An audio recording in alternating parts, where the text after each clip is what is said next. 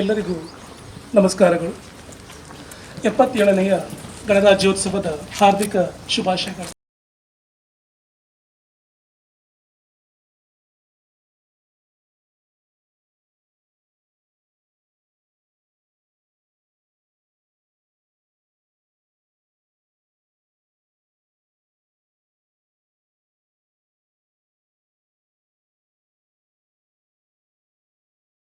जनगण मन अधिनायक जय हे भारत भाग्य विधाता। पंजाब सिंध गुजरात मराठा द्राविड उत्कल बंगा। विंध्य हिमाचल यमुना गंगा उच्चल जलधि तरंगा। तव शुभ नामे जागे तव शुभ आशीष मांगे। गाहे तव जय गाथा जन गण मंगलदायक जय हे भारत भाग्य विधाता। जय हे जय हे जय हे जय जय जय जय हे। ಪುಷ್ಪನಮನ ಸಲ್ಲಿಸಿ 77ನೆಯ ಗಣರಾಜ್ಯೋತ್ಸವದ ಅಂಗವಾಗಿ ಧ್ವಜಾರೋಹಣ ನೆರವೇರಿಸಿದಂತಹ ಆರ್ ಎ ಚೆನ್ನಪ್ಪ ಸರ್ ಅವರಿಗೂ ಸಹ ಈ ಒಂದು ಕಾರ್ಯಕ್ರಮಕ್ಕೆ ಸ್ವಾಗತಿಸುತ್ತೇನೆ. ಸರ್, ತಮಗೆ ಹಾರ್ದಿಕ ಸ್ವಾಗತ.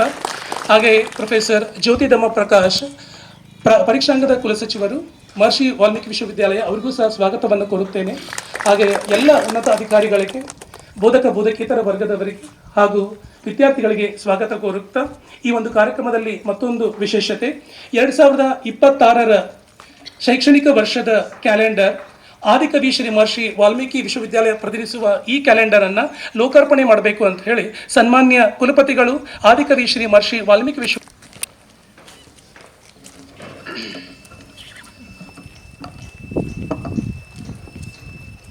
ಎಲ್ಲರಿಗೂ ನಮಸ್ಕಾರ.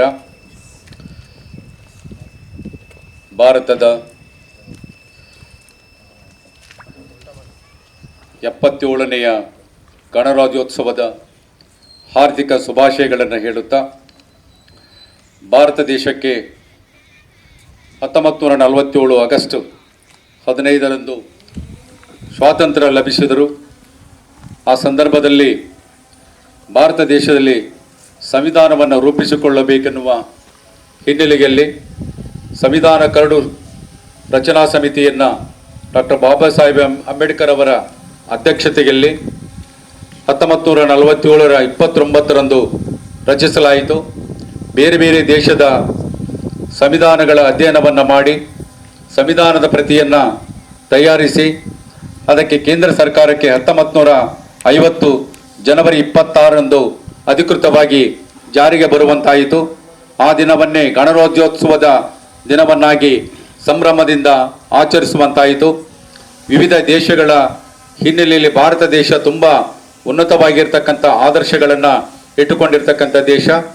ಸುಮಾರು ಅನೇಕರು ಪರಿಣಿತರಿಂದ ತುಂಬಿದಂತಹ ಈ ದೇಶ ಸ್ವಾತಂತ್ರ್ಯ, ಸಮಾನತೆ, ಸೋದರತ್ವ, ಸೌಹಾರ್ದತೆಯ ಸಂವಿಧಾನದ ಮೂಲ ಆಶಯಗಳಾಗಿ ನಮ್ಮ ಸಂವಿಧಾನದ ಮಹತ್ವಗಳನ್ನು ಎತ್ತಿ ಹಿಡಿಯುವ ಹಿನ್ನೆಲೆಯಲ್ಲಿ ಭಾರತ ದೇಶದ ಪ್ರಜೆಗಳಾಗಿರ್ತಕ್ಕಂಥ ನಾವು ಭಾರತವನ್ನು ಒಂದು ಸಾರ್ವಭೌಮ ಸಮಾಜವಾದಿ ಸರ್ವಧರ್ಮ ಸಮಭಾವದ ಪ್ರಜಾಸತ್ತಾತ್ಮಕವಾದ ಗಣರಾಜ್ಯವನ್ನಾಗಿ ರಚಿಸಲು ಮತ್ತು ಸಮಸ್ತ ನಾಗರಿಕರಿಗೆ ಸಾಮಾಜಿಕ, ಆರ್ಥಿಕ, ರಾಜಕೀಯ, ನ್ಯಾಯ ವಿಚಾರ, ಅಭಿವ್ಯಕ್ತಿ, ವಿಶ್ವಾಸ, ಧರ್ಮಶ್ರದ್ಧೆ, ಉಪಾಸನಾ ಸ್ವಾತಂತ್ರ್ಯ, ಸಮಾನತೆಯ ಅವಕಾಶಗಳು, ಸಮಾನತೆಯ ಎಲ್ಲರಿಗೂ ಕೂಡ ಸಿಗುವ ಹಾಗೆ ವ್ಯಕ್ತಿ ಗೌರವವನ್ನು, ರಾಷ್ಟ್ರದ ಏಕತೆಯನ್ನು, ಅಖಂಡತೆಯನ್ನು ಶುಚಿತ್ವಗೊಳಿಸುವ ರೀತಿಯಲ್ಲಿ ಮಾತೃತ್ವ ಭಾವನೆಯನ್ನು ವೃದ್ಧಿಗೊಳಿಸುವಲ್ಲಿ ಶ್ರದ್ಧಾಪೂರ್ವಕವಾಗಿರ್ತಕ್ಕಂಥ ಸಂಕಲ್ಪವನ್ನು ಮಾಡಿ ಈ ಸಂವಿಧಾನವನ್ನು ಬಹುತೇಕವಾಗಿ ನಮ್ಮಲ್ಲಿ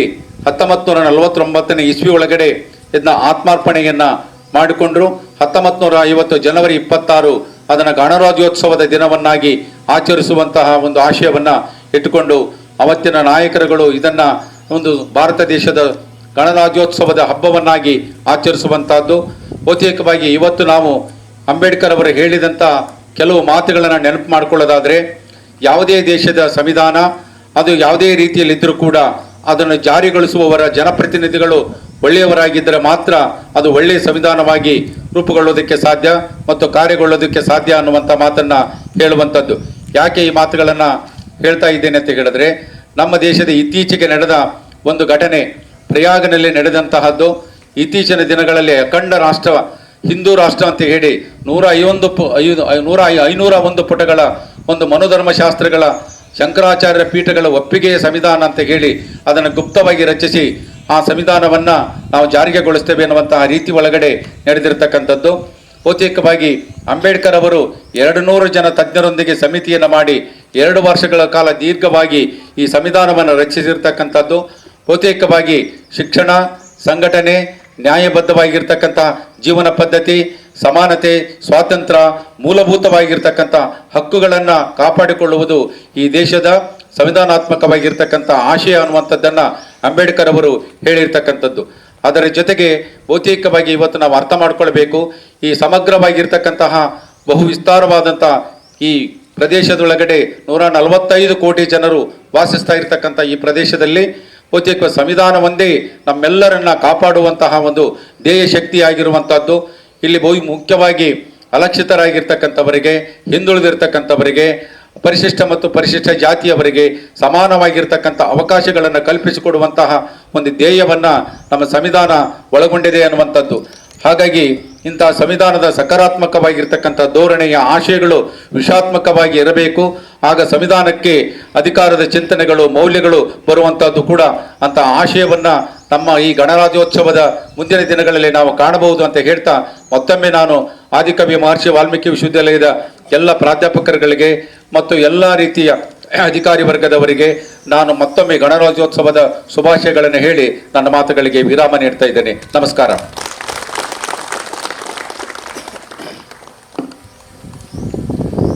ಎಪ್ಪತ್ತೇಳನೆಯ ಗಣರಾಜ್ಯೋತ್ಸವದ ಅಂಗವಾಗಿ ಆಶಯ ನುಡಿಗಳನ್ನು ವ್ಯಕ್ತಪಡಿಸಿದಂತಹ ಸನ್ಮಾನ್ಯ ಕುಲಪತಿಗಳಿಗೆ ಧನ್ಯವಾದಗಳು.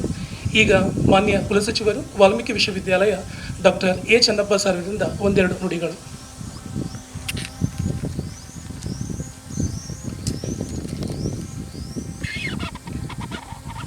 ಇಂದಿನ ಧ್ವಜಾರೋಹಣವನ್ನು ನೆರವೇರಿಸಿ ತಮ್ಮೆಲ್ಲರಿಗೂ ಕೂಡ ಈ ದಿನದ ಶುಭಾಶಯಗಳನ್ನು ಅರ್ಪಿಸಿರ್ತಕ್ಕಂತಹ ಮಾನ್ಯ, ಇಂದು ನಮ್ಮ ವಿಶ್ವವಿದ್ಯಾಲಯದಲ್ಲಿ ಜರುಗುತ್ತಿರುವ ಗಣರಾಜ್ಯೋತ್ಸವದ ಧ್ವಜಾರೋಹಣವನ್ನು ನೆರವೇರಿಸಿದ ಗೌರವಾನ್ವಿತ ಕುಲಪತಿಗಳು ಮೌಲಿಕವಾದ ಮಾತುಗಳನ್ನು ಆಡಿದ್ದಾರೆ. ಜೊತೆಗೆ ಮಾನ್ಯ ಕುಲಸಚಿವರು ಸಂವಿಧಾನದ ತಿಳುವಳಿಕೆ ಕುರಿತಂತೆ ಮುಖ್ಯವಾದಂಥ ಮಾತುಗಳನ್ನು ಆಡಿದ್ದಾರೆ. ನಮ್ಮ ಭಾರತದ ಪ್ರಜಾಪ್ರಭುತ್ವದ ಮಟ್ಟಿಗೆ ಎರಡು ಮುಖ್ಯವಾದ ಚಾರಿತ್ರಿಕ ವಿದ್ಯಮಾನಗಳು ಯಾವುವು ಅಂತಂದರೆ, ಒಂದು ಸಂವಿಧಾನ ಅಂಗೀಕಾರವಾದ ನವೆಂಬರ್ 26 ಮತ್ತು ಸಂವಿಧಾನ ಜಾರಿಗೆ ಬಂದ ಜನವರಿ 26. ಈ ಎರಡು ಚಾರಿತ್ರಿಕ ವಿದ್ಯಮಾನಗಳು ಭಾರತದಂಥ ಬೃಹತ್ ರಾಷ್ಟ್ರದ ಎಲ್ಲ ಜನವರ್ಗಗಳ ನೆಮ್ಮದಿಯನ್ನು ಕಾಪಾಡ್ತಾ ಬಂದಿದ್ದಾವೆ. ತಮಗೆಲ್ಲ ತಿಳಿದಿರೋ ಹಾಗೆ ಸಂವಿಧಾನ ರಚನೆಯಾಗುವ ಪೂರ್ವ ನಮ್ಮ ದೇಶವನ್ನು ಬ್ರಿಟಿಷರು ಆಳ್ವಿಕೆ ಮಾಡ್ತಾಯಿದ್ರು. ಅದಕ್ಕೂ ಮುಂಚೆ ದೇಶಿ ಸಂಸ್ಥಾನಗಳು ಕೂಡ ನಮ್ಮ ಭಾರತವನ್ನು ಅನೇಕ ವರ್ಷಗಳ ಕಾಲ ಆಳಿದ್ದನ್ನು ತಾವೆಲ್ಲರೂ ಬಲ್ರಿ. ಈ ಎರಡೂ ಆಳ್ವಿಕೆಗಳ ಸಂದರ್ಭದಲ್ಲಿ ಯಾರು ಹೆಚ್ಚು ಸುಖವಾಗಿದ್ದರು, ಯಾರ ಶ್ರಮವನ್ನು ಯಾವ ವರ್ಗಗಳು ಅನುಭವಿಸ್ತಾ ಇದ್ರು ಅನ್ನುವಂಥ ತಿಳುವಳಿಕೆ ನಮ್ಮೆಲ್ಲರಿಗಿದೆ. ಸಂವಿಧಾನ ಜಾರಿಗೆ ಬಂದ ಮೇಲೆ ಈ ದೇಶದ ಎಲ್ಲ ಜನವರ್ಗಗಳು ಕೂಡ ನೆಮ್ಮದಿಯಿಂದ ಬದುಕುವ ವಾತಾವರಣವನ್ನು ಕಲ್ಪಿಸಲಾಯಿತು. ತಮಗೆಲ್ಲ ತಿಳಿದಿರೋ ಹಾಗೆ ಭಾರತದ ಸಂವಿಧಾನ ಅಂತಕ್ಕಂಥದ್ದು ಆಕಸ್ಮಿಕವಾಗಿ ಮತ್ತು ದಿಢೀರ್ ಆಗಿ ರಚನೆಯಾದದ್ದಲ್ಲ. 1946ನೇ ಇಸ್ವಿಯಿಂದ ಸುಮಾರು 2 ವರ್ಷ 11 ತಿಂಗಳು 18 ದಿನಗಳ ದೀರ್ಘ ನಿರಂತರವಾಗಿ ಚರ್ಚೆಗಳು, ಸಂವಾದಗಳು ಮತ್ತು ಆರೋಗ್ಯಪೂರ್ಣ ವಿಮರ್ಶೆಗಳು ನಡೆದ ಮೇಲೆ ಭಾರತ ತನಗೆ ಹೊಂದಿಕೊಳ್ಳುವ, ಈಗಾಗಲೇ ಹೇಳಿದಾಗ ಎಲ್ಲರನ್ನೂ ಒಳಗೊಳ್ಳುವ ಒಂದು ಜೀವಪರವಾದಂಥ ಸಂವಿಧಾನವನ್ನು ರಚಿಸಿಕೊಳ್ಳಲಾಯಿತು. ಈ ಸಂವಿಧಾನದ ರಚನೆಯ ಸಂದರ್ಭದಲ್ಲಿ ಡಾಕ್ಟರ್ ಬಾಬಾ ಸಾಹೇಬ್ ಅಂಬೇಡ್ಕರ್ ಅವರು ನಿರ್ವಹಿಸಿರ್ತಕ್ಕಂಥ ಮಹೋನ್ನತ ಪಾತ್ರವನ್ನು ಕೇವಲ ಭಾರತ ಮಾತ್ರ ಅಷ್ಟೇ ಅಲ್ಲ, ಇಡೀ ಜಗತ್ತಿನ ಅನೇಕ ರಾಷ್ಟ್ರಗಳು ಕೂಡ ತಿಳಿದುಕೊಂಡಿದ್ದಾವೆ. ಹಾಗಾಗಿ ಸಂವಿಧಾನ ರಚನಾ ಸಮಿತಿಯಲ್ಲಿದ್ದಂಥ ಅನೇಕ ಸದಸ್ಯರಿಗೂ, ಅನೇಕ ಸಂಸದೀಯ ಪಟುಗಳಿಗೂ ಮತ್ತು ಬಾಬಾ ಸಾಹೇಬರಿಗಿದ್ದಂಥ ಮೂಲಭೂತವಾದಂಥ ವ್ಯತ್ಯಾಸ ಏನು ಅಂತಂದರೆ, ಬಹುಶಃ ಬಾಬಾ ಸಾಹೇಬರಿಗಿದ್ದಂಥ ಈ ಜಾಣ್ಮೆ, ಸಂಸದೀಯ ತಿಳುವಳಿಕೆ, ಕಾನೂನು ತಿಳುವಳಿಕೆಯ ಕಾರಣಕ್ಕಾಗಿ ವಸ್ತುನಿಷ್ಠವಾಗಿ ಅವರ ಆಲೋಚನೆಗಳನ್ನು ಮಾಡ್ತಾರೆ ಮತ್ತು ಅಂಥ ಆಲೋಚನೆಗಳನ್ನು ಸಂವಿಧಾನದಲ್ಲಿ ತರಲಿಕ್ಕೆ ಪ್ರಯತ್ನ ಮಾಡ್ತಾರೆ. ಅವರೇ ಹೇಳೋ ಹಾಗೆ ಭಾರತದ ಸಂದರ್ಭಕ್ಕೆ ಮುಖ್ಯವಾಗಿ 3 ಬಗೆಯ ಸಮಾನತೆಗಳು ಮುಖ್ಯವಾಗ್ತವೆ. ರಾಜಕೀಯ ಸಮಾನತೆ, ಆರ್ಥಿಕ ಸಮಾನತೆ ಮತ್ತು ಸಾಮಾಜಿಕ ಸಮಾನತೆ ಅಂತ. ರಾಜಕೀಯ ಸಮಾನತೆಯನ್ನು ನಾವು ಅಲ್ಪ ಸ್ವಲ್ಪ ಸಾಧಿಸಿಕೊಂಡಿದ್ದೇವೆ. ಇನ್ನುಳಿದ ಆರ್ಥಿಕ ಮತ್ತು ಸಾಮಾಜಿಕ ಸಮಾನತೆಗಳು ಎಲ್ಲಿವರೆಗೆ ಜಾರಿಗೊಳ್ಳೋದಿಲ್ವೋ ಅಲ್ಲಿಯವರೆಗೂ ಭಾರತದ ಬಹುಪಾಲು ಒಂದು ಬಹುಜನ ಸಮಾಜ ಅನ್ನುವಂಥದ್ದು ಕಷ್ಟಗಳಲ್ಲಿ, ತೊಂದರೆಗಳಲ್ಲಿ ಇರ್ತದೆ ಅನ್ನುವಂಥ ಎಚ್ಚರಿಕೆಯನ್ನು ನೀಡುತ್ತಾರೆ. ಆ ಕಾರಣಕ್ಕಾಗನೇ ಅಂಬೇಡ್ಕರ್ ಅವರ ವಸ್ತುನಿಷ್ಠ ಆಲೋಚನೆಗಳು ಮತ್ತು ವೈಚಾರಿಕವಾದಂಥ ಚಿಂತನೆಗಳು ಬಹಳ ಮುಖ್ಯ. ಆ ಕಾರಣಕ್ಕಾಗನೇ ಭಾರತ ಸಂವಿಧಾನ ಅಂದ ತಕ್ಷಣ ಅದು ಕೇವಲ ಕಾನೂನುಗಳ, ಕಾಯ್ದೆಗಳ ಒಂದು ಸಂಗ್ರಹ ಅಲ್ಲ, ಕೃತಿಯಲ್ಲ. ಅದು ಭಾರತದ ಮಟ್ಟಿಗೆ ಬಹಳ ದೊಡ್ಡದಾದಂಥ ಒಂದು ವೈಚಾರಿಕವಾದಂಥ ಆಕೃತಿ ಅನ್ನೋದನ್ನು ನಾವೆಲ್ಲರೂ ಒಪ್ಕೊಳ್ಬೇಕಾಗ್ತದೆ. ಏಕೆ ಅಂತಂದರೆ ಭಾರತವನ್ನು ಹೊರತುಪಡಿಸಿದರೆ ಮಿಕ್ಕ ದೇಶಗಳು, ಈಗಾಗಲೇ ಮಾನ್ಯ ಕುಲಸಚಿವರು ಮಾತನಾಡ್ತಾ ಹೇಳಿದರು, ನಮ್ಮ ಭಾರತದ ಆಚೆಗಿರುವ ಅನೇಕ ರಾಷ್ಟ್ರಗಳಲ್ಲಿ ಒಂದೇ ಧರ್ಮ, ಒಂದೇ ಸಂಸ್ಕೃತಿ ಇದ್ದಾಗ್ಯೂ ಕೂಡ ಹೇಗೆ ಅಲ್ಲಿರುವ ನಾಗರಿಕ ಸಮೂಹ ಹೇಗೆ ಹಿಂಸೆಗೆ ಬಲಿಯಾಗ್ತದೆ, ಕ್ರೌರ್ಯಕ್ಕೆ ಬಲಿಯಾಗ್ತದೆ, ಹೇಗೆ ಮಾನವ ಜಗತ್ತು ಅವಸಾನಕ್ಕೆ ತನ್ನನ್ನು ತಾನು ಒಡ್ಡಿಕೊಳ್ತದೆ ಅಂತಕ್ಕಂಥ ಅಪಾಯದ ಸಂದರ್ಭಗಳಲ್ಲಿ ನಾವೆಲ್ಲ ಇದ್ದೇವೆ. ಇವತ್ತು ವರ್ತಮಾನದ ನಮ್ಮ ಜಾಗತಿಕ ವರ್ತಮಾನವನ್ನು ತಾವೆಲ್ಲ ಸೂಕ್ಷ್ಮವಾಗಿ ಗಮನಿಸಿದರೆ ಈ ಥರದ ಅನೇಕ ಜೀವ ವಿರೋಧಿ ಸಂಘಟನೆಗಳು, ಜೀವ ವಿರೋಧಿ ಕೃತ್ಯಗಳು ನಡೀತಾ ಇದ್ದಾವೆ. ಇಂಥ ಸಂದರ್ಭದಲ್ಲಿ ಅನೇಕ ಧರ್ಮ, ಭಾಷೆ, ಸಂಸ್ಕೃತಿ, ಇಂಥ ವೈವಿಧ್ಯತೆ, ಬಹುತ್ವ ಇರತಕ್ಕಂಥ ಭಾರತವನ್ನು ಕೇವಲ ಸಂವಿಧಾನ ಮಾತ್ರ ಕಾಪಾಡ್ತಾ ಬಂದಿದೆ ಅನ್ನುವಂಥ ವಾಸ್ತವ ಸತ್ಯ ನಮಗೆಲ್ಲರಿಗೆ ಅರಿವಾಗಬೇಕಾಗ್ತದೆ. ಆ ಕಾರಣಕ್ಕಾಗನೇ ಸಂವಿಧಾನ ಇರದೇ ಇದ್ದರೆ ಅನೇಕರ ಬದುಕು ಹೇಗಿರ್ತಿತ್ತು ಅನ್ನೋದನ್ನು ಕಲ್ಪಿಸಿಕೊಳ್ಳೋದಕ್ಕೂ ಕೂಡ ಭಯ ಆಗ್ತದೆ. ಅಂಥ ಆತಂಕದ, ಭಯದ ವಾತಾವರಣದ ಮಧ್ಯೆಯೂ ಕೂಡ ಇವತ್ತು ಅಂಚಿನ ಜನ, ಈಗಾಗಲೇ ಮಾನ್ಯ ಕುಲಪತಿಗಳು ಹೇಳಿದ ಹಾಗೆ ಅಂಚಿನ ಜನರಿರ್ತಕ್ಕಂಥ ಮಹಿಳೆ ಇರ್ಬೋದು, ದಲಿತರಿರ್ಬೋದು, ಅಲ್ಪಸಂಖ್ಯಾತರಿರ್ಬೋದು, ಆದಿವಾಸಿಗಳಿರ್ಬೋದು ಮತ್ತು ಬಹುಪಾಲು ಬಡವರಿರ್ಬೋದು, ಇಂಥ ಜನಗಳ ಆರೋಗ್ಯವನ್ನು, ಆತ್ಮಾಭಿಮಾನವನ್ನು ಸಂವಿಧಾನ ಕಾಪಾಡ್ತಾ ಬಂದಿದೆ. ಆ ಕಾರಣಕ್ಕಾಗೇ ಬಾಬಾ ಸಾಹೇಬರಿಗೆ ರಾಜಕೀಯ ಸಮಾನತೆಗಿಂತ ಮುಖ್ಯವಾಗಿ ಆರ್ಥಿಕ ಮತ್ತು ಸಾಮಾಜಿಕ ಸಮಾನತೆ ಮುಖ್ಯವಾಗಿ ಕಂಡಿರ್ತವೆ. ಅವರೇ ಹೇಳೋ ಹಾಗೆ, ನೀವು ಎಲ್ಲಿಯವರೆಗೆ ಜಾತಿ ಮತ್ತು ವರ್ಗಗಳ ನಡುವಿನ ಅಸಮಾನತೆಯನ್ನು, ಲಿಂಗ ಮತ್ತು ಲಿಂಗಗಳ ನಡುವಿನ ಅಸಮಾನತೆಯನ್ನು ನಿವಾರಿಸಿದ ಹೊರತು ನೀವೆಂಥದ್ದೇ ಉತ್ಕೃಷ್ಟವಾಗಿರ್ತಕ್ಕಂಥ ಆರ್ಥಿಕ ಮಸೂದೆಗಳನ್ನು ಮಾಡಿದರೂ ಕೂಡ ಅದು ಸಂವಿಧಾನವನ್ನು ಪರಿಹಾಸ ಮಾಡಿದಂತೆ. ಅಷ್ಟೇ ಅಲ್ಲ, ಸಗಣಿ ತಿಪ್ಪಿಯ ಮೇಲೆ ಅರಮನೆಯನ್ನು ಕಟ್ಟತಕ್ಕಂಥ ಕೆಲಸ ಅಂತಕ್ಕಂಥ ಎಚ್ಚರಿಕೆಯನ್ನು ಬಾಬಾ ಸಾಹೇಬರು ಹೇಳ್ತಾರೆ. ಆ ಕಾರಣಕ್ಕಾಗೇ ಇಂಥ ಒಂದು ವೈವಿಧ್ಯತೆ ಇರತಕ್ಕಂಥ ದೇಶವನ್ನು ನಾವು ಕಾಪಾಡ್ಕೊಳ್ಬೇಕಾಗ್ತದೆ.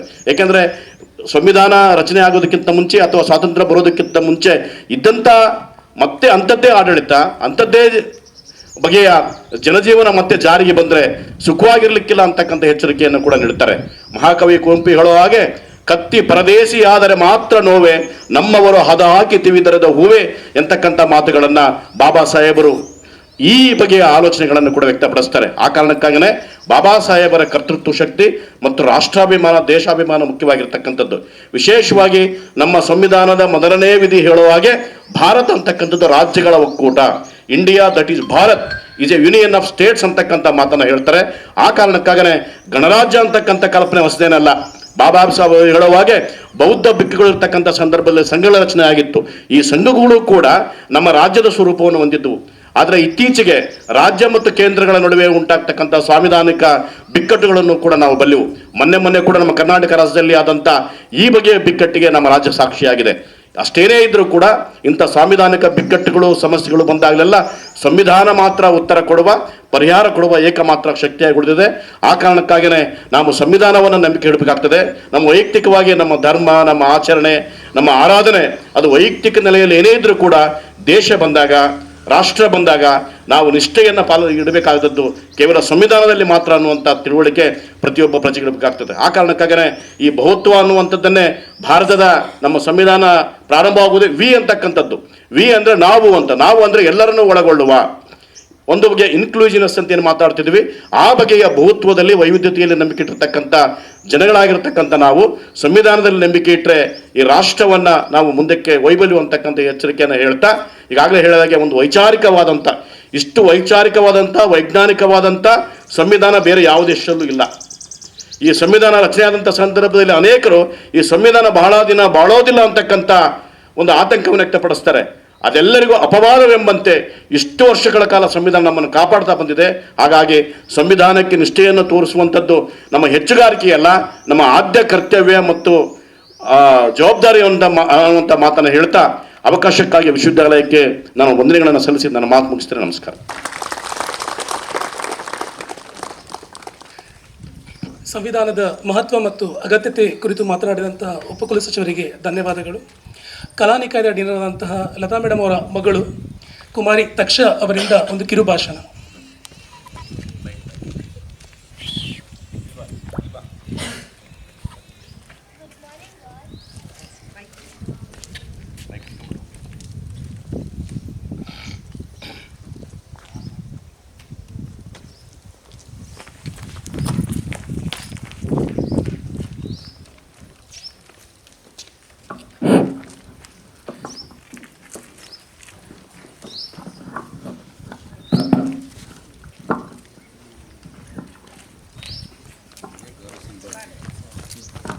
Good morning, all respected Vice Chancellor, Register Valuation, Finance Officer, CDC Director, Deputy Registers, respected teachers and students.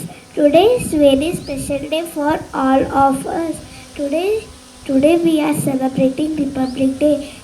Republic Day is celebrated on 26th January every year.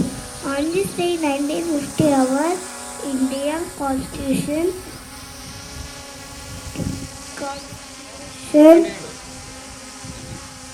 of India came into force. India is a great country with many religious, languages and cultures. Still, we all live together in peace and unity.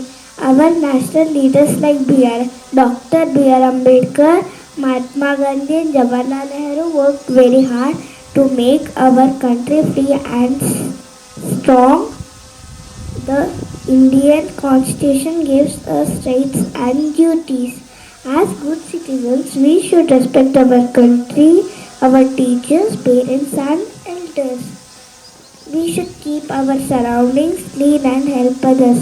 Let us promise to be honest, kind and responsible citizens of India. Jai Hind, Jai Bharat.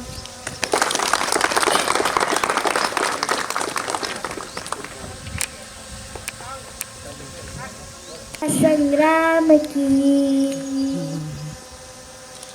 विश्व के कल्याण की धर्माद्यनन सत्य असत्य कलेश कलंक स्वार्थ की कथा परमार्थ की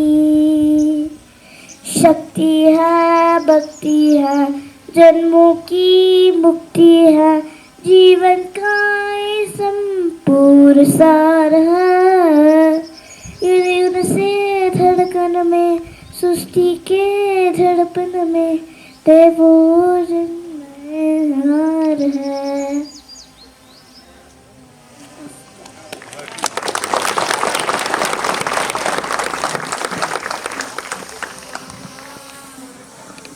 ಕಿರು ಭಾಷಣ ಹಾಗೂ ಗೀತೆಯನ್ನು ಪ್ರದರ್ಶಿಸಿದಂತಹ ತಕ್ಷ ಅವರಿಗೆ ಧನ್ಯವಾದಗಳು. ದೇಶಭಕ್ತಿಯ ಜ್ವಾಲೆಯನ್ನು ಮನಸ್ಸಿನಲ್ಲಿ ಜೀವಂತವಾಗಿಸೋಣ, ಹಾಗೆಯೇ ದೇಶದ ಪ್ರಗತಿಗಾಗಿ ಎಲ್ಲರೂ ಶ್ರಮಿಸೋಣ ಅಂತ ಹೇಳ್ತಾ 77ನೇ ಗಣರಾಜ್ಯೋತ್ಸವದ ಹಾರ್ದಿಕ ಶುಭಾಶಯಗಳನ್ನು ಮತ್ತೊಮ್ಮೆ ಸಲ್ಲಿಸಿ ಈ ಒಂದು ಕಾರ್ಯಕ್ರಮದ ಯಶಸ್ಸಿಗೆ ಕಾರಣರಾದಂತಹ ಧ್ವಜಾರೋಹಣ ನೆರವೇರಿಸಿದಂತಹ ಸನ್ಮಾನ್ಯ ಕುಲಪತಿಗಳು ಪ್ರೊಫೆಸರ್ ಶಿವಾನಂದ್ ಕೆಳಗಿಮನಿ ಸರ್ ಅವರಿಗೆ ಎಲ್ಲರ ಪರವಾಗಿ ವಂದನೆಗಳನ್ನ ಸಲ್ಲಿಸ್ತೇನೆ.